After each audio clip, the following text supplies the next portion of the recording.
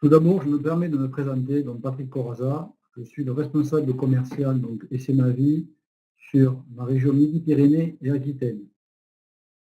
Je vais vous présenter donc en quelques mots le groupe SMA. Donc, le groupe SMA donc, est articulé autour de deux mutuelles professionnelles. Donc, la première, donc SMA, donc, qui a été créée en 1859 par un groupement d'entrepreneurs parisiens.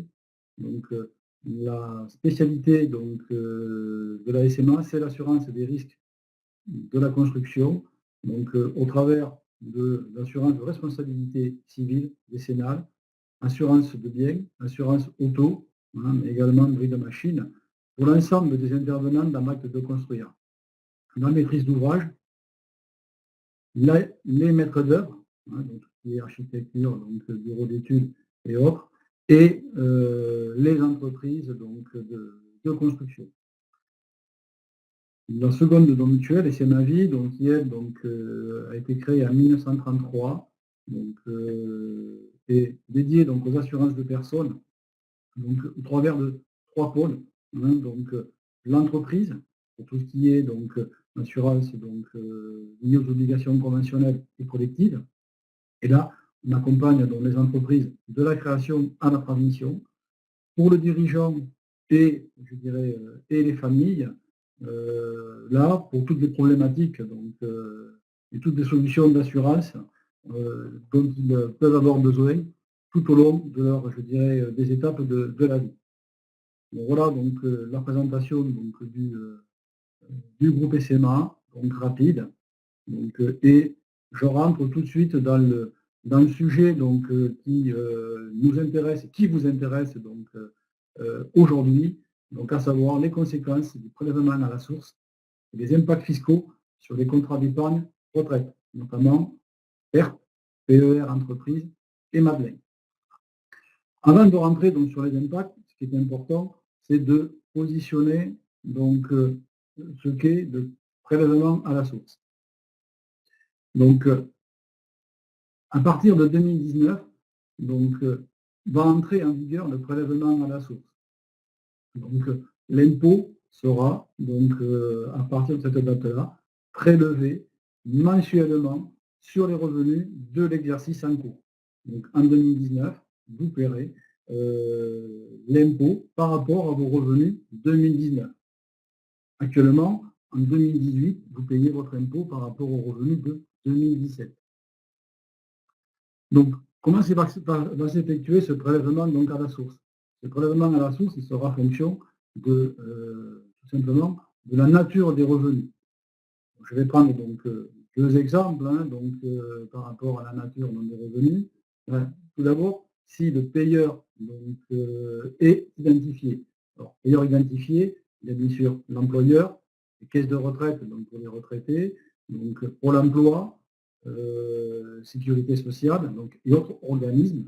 Donc, par rapport donc, à ces revenus-là, l'impôt sera directement prélevé donc, à la source par ce tiers payeur et il sera prélevé chaque mois donc, lorsqu'il est versé. Pour tous les autres revenus, donc là il s'agit donc, de revenus fonciers notamment. Donc, il s'agit également des personnes qui ont des activités en tant qu'indépendants. Là, l'impôt sera prélevé donc, par l'État sous forme d'acompte directement sur le compte bancaire, mensuellement ou trimestriellement. Donc, deux mots. Voilà. Donc, pour les dirigeants qui sont salariés, c'est donc la même règle, donc, puisque là, le tiers est identifié, donc le paiement se fera sur le bulletin de salaire par l'employeur. Concernant les questions, si vous avez des questions, donc si elles sont en droite ligne de l'intervention, j'y répondrai donc directement. Sinon, je me tenterai d'y répondre donc en fin de présentation. Donc sur les revenus. Donc sur les revenus, donc l'administration fiscale va définir un taux de prélèvement. Vous avez tous effectué donc ces jours-ci, puisque le dernier délai c'était hier soir. votre déclaration de revenus, la plupart, j'espère, donc en ligne, le fait d'avoir effectué votre déclaration en ligne, l'administration fiscale vous a d'ores et déjà communiqué donc, le taux donc, qui sera appliqué sur vos revenus 2019. Alors, de quoi s'agit-il donc et comment donc choisir ce taux? Le taux, il est directement en fonction de vos revenus 2017, hein, donc, et sera appliqué sur vos revenus 2017, et il est directement en fonction des revenus du foyer. Vous avez donc la possibilité, et là vous pouvez le faire jusqu'au mois de septembre, donc choisir ce taux. Donc, soit vous prenez le taux donc, de droit commun, celui qui est défini dans la déclaration, hein, et ce taux peut s'appliquer donc de la même manière sur les deux membres du foyer, hein, donc sur les deux conjoints, ou donc si les revenus sont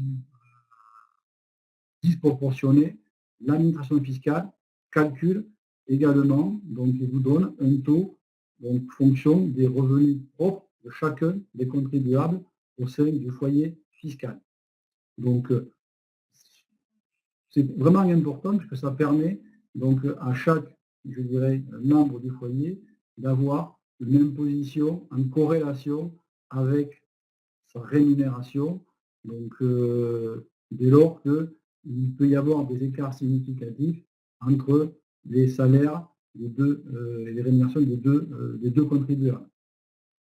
Il y a également une troisième possibilité, hein, donc pour ceux qui ne souhaitent pas communiquer donc, leur taux d'imposition et de ce fait donc, en définir leur niveau de rémunération, donc, de choisir un taux dit neutre. Ce taux neutre donc, est fixé selon un barème par l'administration fiscale, donc là aussi en droite ligne de vos revenus mensuels. Voilà. Attention avec le taux neutre, donc il appartiendra à chaque contribuable de faire l'équilibre chaque mois par rapport donc, à ses revenus réels. Donc voilà concernant donc, les tiers-payeurs et le taux. Qu'en est-il maintenant de la fameuse année blanche, hein, dont on nous parle, et surtout des revenus 2018? Donc, par rapport donc, à cette année blanche 2018, cela va dépendre de la nature des revenus. Il y a toujours un principe, donc, je dirais, en fiscalité et appliqué par Bercy, c'est que chaque fois qu'ils mettent en place des mesures, ils vont essayer donc d'éviter qu'il y ait donc bien sûr donc moi je pourrais dire ça, des avantages fiscaux. Donc ils vont mettre en place des boucliers anti-optimisation fiscale. Donc, et c'est le cas de, je dirais, des revenus 2018. Donc pour l'administration fiscale, donc en 2018, pour les revenus 2018, ils ont créé pour effacer les revenus 2018 ce qu'on appelle un crédit d'impôt de modernisation du recouvrement, vulgairement appelé CIMR. L'objectif, c'est de neutraliser les revenus 2018. Donc ça va marcher pour les revenus qui sont réguliers et habituels. Donc, par contre, pour tout ce qui est revenus exceptionnels, donc sur 2018, eux seront imposables en 2019. Je vous cite quelques exemples de revenus donc, exceptionnels donc, qui touchent une grande partie des contribuables. La participation, l'intéressement, dès lors qu'elle n'est pas versée sur le plan d'épargne salariale ou le PERCO. Une indemnité de fin de contrat, indemnité de fin de carrière, indemnité de licenciement. Une prestation de retraite versée en arrérage unique. Ce sont des revenus donc, qui rentreront donc, en revenus exceptionnels et qui seront imposés en 2019. Donc, ce qu'il faut retenir, c'est que tout revenu qui, par nature, n'est pas susceptible d'être recueilli annuellement rentrera dans les revenus exceptionnels. Voilà au niveau des revenus. Maintenant, qu'en est-il? Le solde de congé est-il un revenu exceptionnel? Très bonne question. Donc, solde de congé payé est-il un revenu? Alors, tout dépend si ces jours ont été posés sur un compte épargne-temps ou pas. Donc, voilà, la question donc, est relativement, je dirais, vague et nécessite donc d'être précisée. Donc, voilà. Si on revient maintenant, donc, on a vu les revenus, mais qu'en est-il donc des crédits d'impôt? Donc des crédits d'impôt, ben, donc, là, de la même manière, hein, donc, au niveau des crédits d'impôt, donc sur 2018, là, ils vont être annulés et on va voir tout particulièrement, ce qui est l'objet de mon intervention aujourd'hui, donc, ce qu'il en est pour les contrats d'épargne de retraite, PERP, PER, entreprise et Madeleine. Donc, et la question donc, beaucoup de personnes se posent, c'est ai-je intérêt à verser en 2018 sur ces contrats d'épargne retraite, sachant qu'ils ne seront pas déductibles au titre des revenus 2018. On va le voir au travers de quelques exemples, hein, qui vont suivre. Tout d'abord, donc je reviens donc à ces fameux boucliers fiscal qu'a mis en place donc l'administration fiscale, justement pour éviter hein, donc cette optimisation, de ne pas verser en 2018 et de verser en 2019. Donc il y a une règle qui a été instaurée et qui est instaurée par l'administration fiscale. Donc, donc cette règle, donc, elle est simple. Donc, cette mesure, donc, dès lors que je modifie mon revenu, mon versement, parce qu'on est sur le versement donc en 2018, on aura un impact sur ma déductibilité en 2019. Je vais étayer ça au travers des exemples qui vont suivre. J'ai une question concernant l'intéressement. Donc, je reviens, je refais un feedback. Donc, l'intéressement, par définition, est la participation. Donc, dès lors qu'elle est perçue, même si elle est perçue, donc, chaque année, non pas placée chaque année sur le compte épargne salariale, sera considérée comme un revenu exceptionnel, puisque par définition, l'intéressement et une participation est exceptionnel. Concernant donc les versements au titre du PERP, on va d'abord s'intéresser donc au PERP et au PER entreprise. La règle donc instaurée par l'administration fiscale est relativement simple. Il y a une règle de pondération, c'est-à-dire que l'administration fiscale va regarder les versements que vous avez effectués en 2017 sur votre plan d'épargne retraite, entreprise ou PER, et les versements que vous allez effectuer en 2018 et les versements que vous allez effectuer en 2019 pour retenir donc la somme qui sera déductible. En clair, donc le premier exemple, donc en 2017, j'effectue un versement de 1 000 € sur mon compte d'épargne retraite, donc ou PER. Donc, par rapport à mes revenus de 2017, j'ai bien déduit sur 2018 1 000 €. Donc cette année 2018, je verse 500 €. Il n'y a pas de déductibilité parce qu'il n'y a pas de revenus donc 2018 du fait de l'année blanche. En 2019, je verse 1 500 €. L'administration fiscale va prendre en considération le versement effectué sur 2019 et le versement effectué sur 2018, sachant qu'il était inférieur, et elle va faire la moyenne des deux. Voilà. J'ai versé 2 000 € entre 2018 et 2019. Je ne pourrai déduire en 2019 que 1 000 €. Un deuxième exemple, donc pour venir étayer, hein, donc j'effectue donc en 2018 et en 2019 le même versement que j'ai effectué donc en 2017. Donc là, je n'ai pas de versement donc, inférieur en 2018, je suis resté sur le même niveau et le même effort d'épargne sur les 3 exercices. J'ai versé 2 000 €. Donc là, on va retenir pour l'exercice 2019 le versement effectué en 2019, puisque 2018 n'a pas été inférieur à 2017 et que 2019 est, je dirais, est égal à 2018. Donc 1 000 € de versement, donc 1 000 € de déduction. Troisième exemple. Donc, troisième exemple, il y a des questions que je répondrai à la fin, donc qui sont un petit peu plus personnelles, donc si vous le permettez. Troisième exemple, donc concernant, donc là, toujours pareil, le PERP, hein, où là, je vais donc augmenter ma déductibilité, donc tout simplement, donc qui permet d'optimiser cette, je dirais, cette règle de pondération. En 2018, je fais un versement du même niveau que 2017. Et par contre, en 2019, je fais un versement supérieur à celui de 2018. Dans ce cas-là, la règle qui s'applique, c'est qu'on retient donc le versement effectué en 2019. Donc sur 2019, j'ai versé 1 500 €, je vais déduire 1 500 €. Voilà. L'effort d'épargne aura été de 2 500 €, puisqu'en 2018, je n'ai pas déduit. Et le quatrième et dernier exemple concernant le PERP, hein, donc pour étayer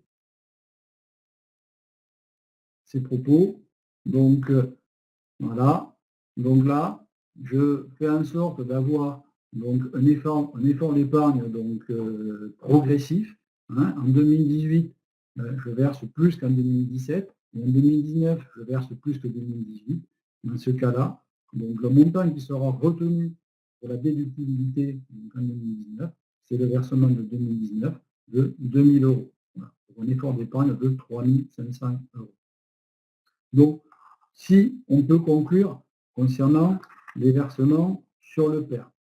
Donc, on voit qu'au travers de ces 4 exemples, premièrement, il est fortement conseillé d'alimenter son contrat en 2018, à minima de la même, je dirais, du même effort qu'en 2017, et il est donc important d'intégrer qu'en 2019, donc, je dois faire un versement à minima équivalent à celui de 2018 et si possible, donc supérieur à celui de 2018. Donc là, donc il est important que je, moi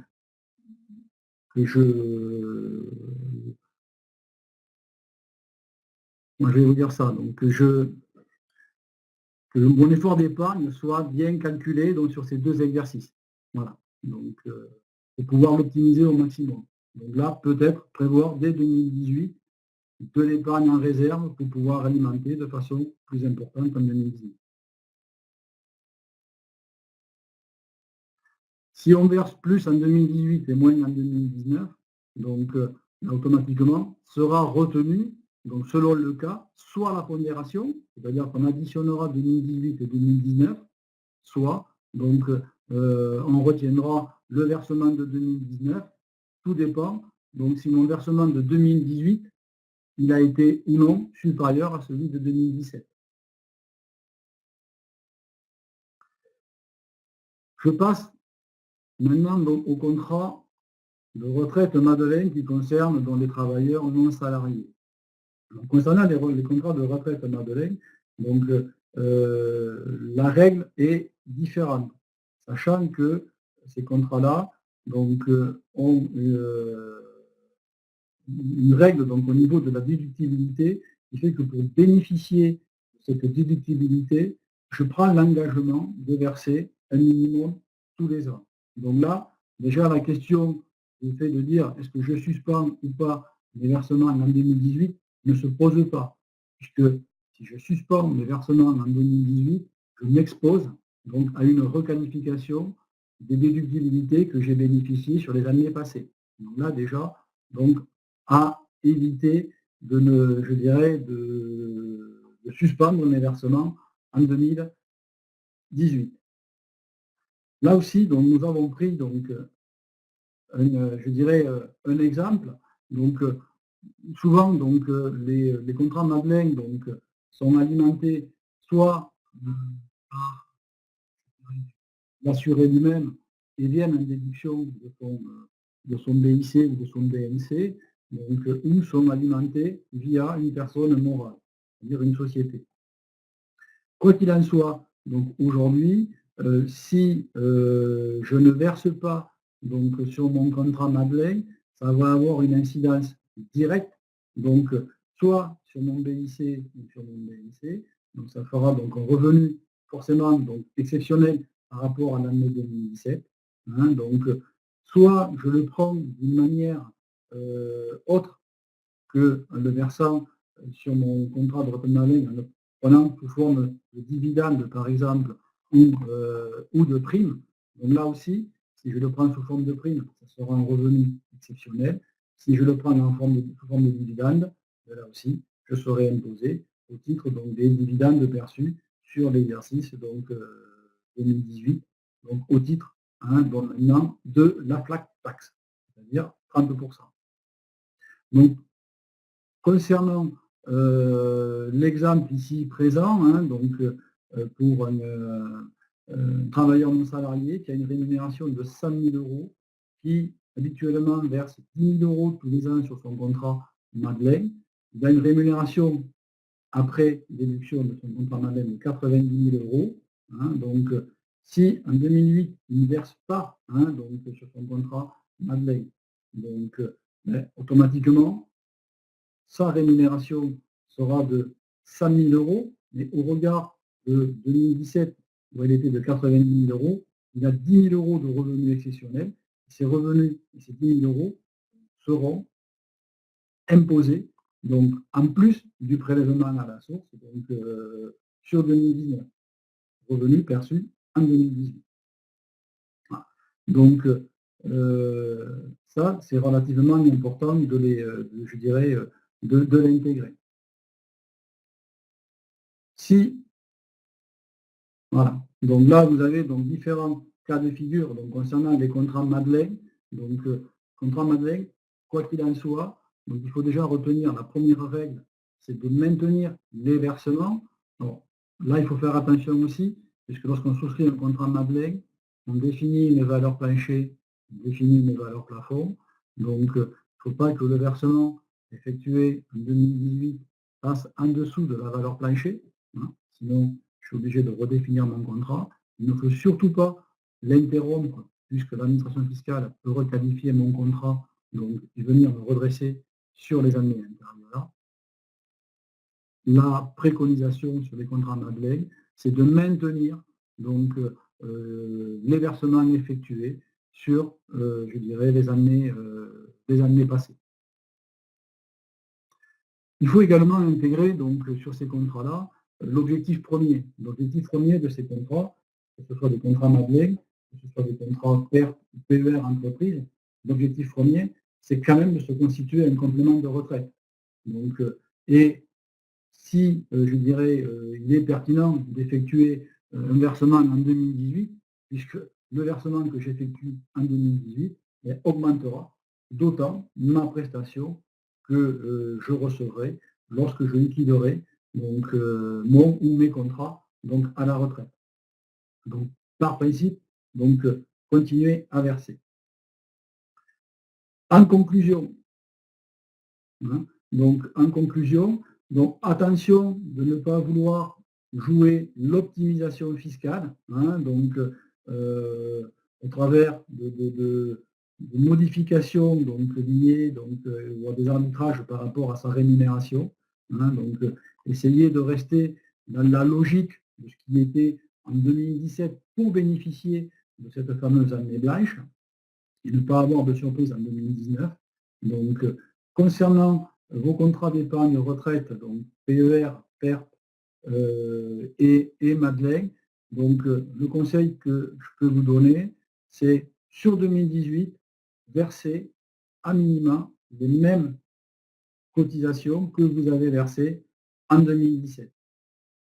concernant les versements de 2019, donc là, il sera pertinent de les augmenter. Donc, sur 2018, ben, commencer, je dirais, à trésoriser pour pouvoir effectuer ces versements. Alors, je rappelle ce qu'est le CIMR. Le CIMR, c'est le crédit impôt de modernisation de recouvrement du revenu, du recouvrement de l'impôt. Donc, c'est un terme barbare, donc, dont on a le secret au niveau de Bercy. Donc, voilà. Donc, il a pour but de gommer les revenus 2018. Si vous ouvrez un PERP en 2018, donc vous démarrez je dirais, votre épargne retraite. Donc pour autant, vous ne pourrez pas donc la déduire. Donc il sera donc pertinent de l'ouvrir donc en 2019. Voilà. Donc